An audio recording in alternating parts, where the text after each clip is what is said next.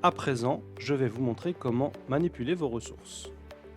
Après avoir ajouté plusieurs ressources vidéo directement depuis l'onglet Vidéo stockée, il me suffit de passer la souris sur la ressource pour obtenir un aperçu.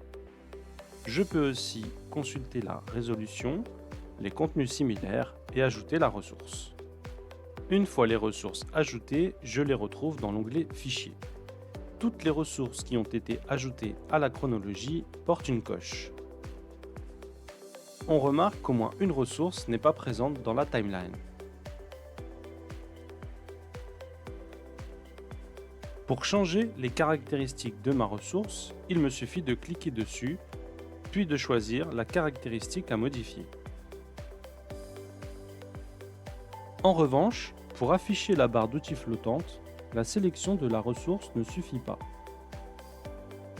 Vous devez positionner votre curseur sur la séquence souhaitée, puis cliquer dans le lecteur.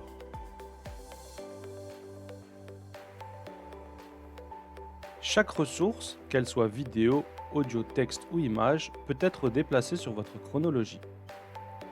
La ressource peut être placée entre deux séquences, elle peut occuper un espace vide. Vous pouvez aussi superposer vos ressources selon votre scénario. Il est possible de réduire et d'étendre la séquence dans une certaine limite. En manipulant nos ressources, nous avons laissé du vide symbolisé par des zones hachurées. Il suffit de les survoler, de cliquer sur la corbeille pour les supprimer. Si la corbeille n'est pas visible, il suffit de faire alors un clic droit. Nous allons occuper cet espace vide en rapprochant nos séquences. Pour cela, groupez les séquences afin de déplacer l'ensemble jusqu'à l'emplacement souhaité. Vous avez remarqué que de nombreux raccourcis clavier existent dans Clipchamp. Pour gagner en confort et en efficacité, utilisez-les.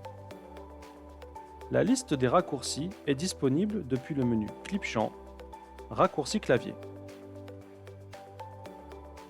En tête de liste, les raccourcis les plus utilisés, très pratiques au quotidien. Utilisons-les.